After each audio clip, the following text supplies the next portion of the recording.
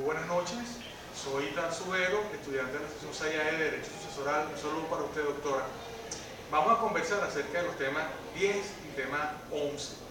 En estos temas encontramos conceptos muy importantes con relación a la carga. Tenemos conceptos como el de la sustitución, que es el llamamiento que hace el testador a un segundo heredero o a un segundo legatario, para que el caso en que el primero no tenga efecto. Hay dos formas de ese llamado: directa, cuando hay un llamamiento único para el instituido y el sustituto, y la indirecta o oblicua, cuando hay dos llamamientos en orden sucesivo, en cuyo caso una persona recoge lo que deja la otra o después de él. Nuestro sistema legal reconoce esta forma de sustitución. Tenemos la primera, que es la vulgar, la fideicomisaria y la pupilar. La vulgar o directa constituye un sistema de suplencia mediante el cual se designa al beneficiario de la herencia o del legado para el caso del que el primeramente instituido al efecto no pueda o quiera aceptar la herencia o el legado. Tiene su sustento en el artículo 959 del Código Civil de Venezuela. Tenemos el concepto de fideicomisaria o indirecta, que es la otra forma. Se llama así a esta disposición por la cual el testador que ha nombrado heredero o legatario impone a estos una obligación. Puede ser conservar la herencia o el legado y transmitirla a su muerte a otra persona, indicada por el mismo testador. Estamos en presencia de una obligación bien específica.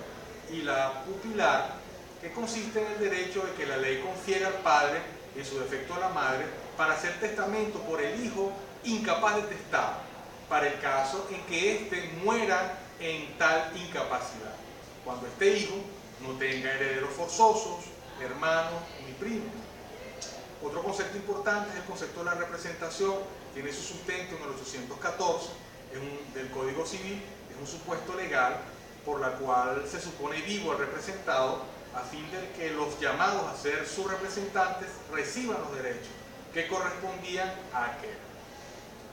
Hay unas diferencias bien específicas entre la sustitución y la representación. Podemos resumirlas en dos. La primera es que en la representación hay una sola delación, ya que no hay llamado a favor del representado, sino de él o de los representantes. Y la segunda, en que la representación no se admite en la sucesión testamentaria, sino en la sin testamento, en tanto que la sustitución es propia de la sucesión testamentaria, por ser producto de la voluntad del causante. Escúchese bien, es producto de la voluntad del causante. Hablemos de conceptos como la repudiación de la herencia, pero antes hablemos qué es la aceptación. La aceptación expresa la manifestación que el llamado a una herencia hace según su voluntad de aceptarla, y aceptando esa herencia acepta ese acervo hereditario, es decir, el conjunto de derechos, obligaciones de que era titular su causante.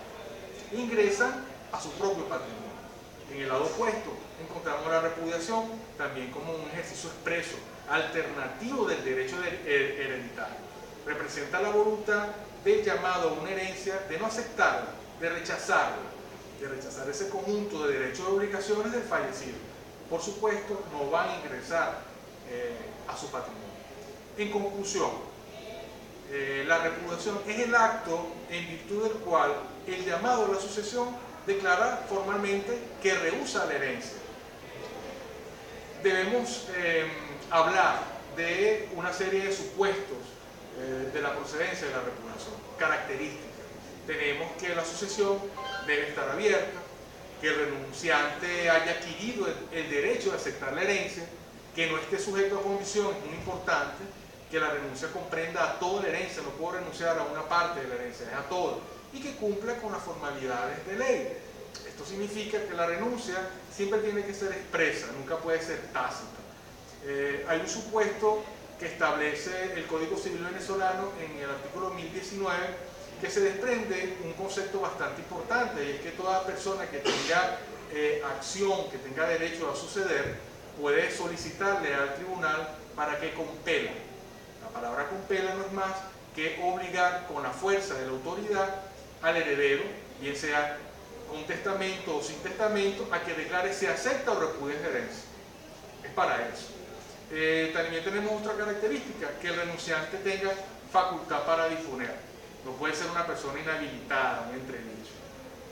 Existen también conceptos como efecto de la renuncia de la herencia. Eso trae unos efectos. Quien renuncia se considera como que nunca fue llamado a la herencia.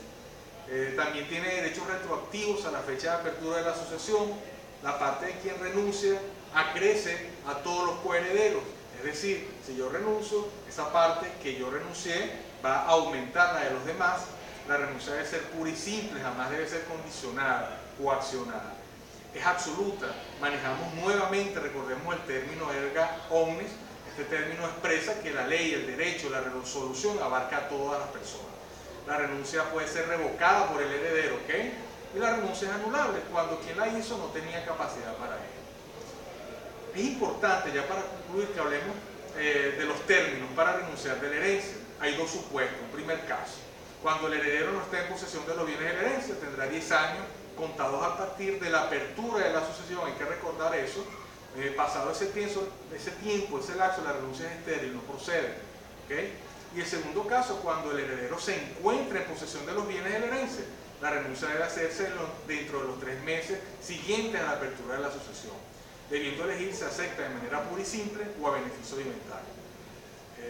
Muy buenas noches, gracias. Estaremos en otra oportunidad conversando sobre temas importantes.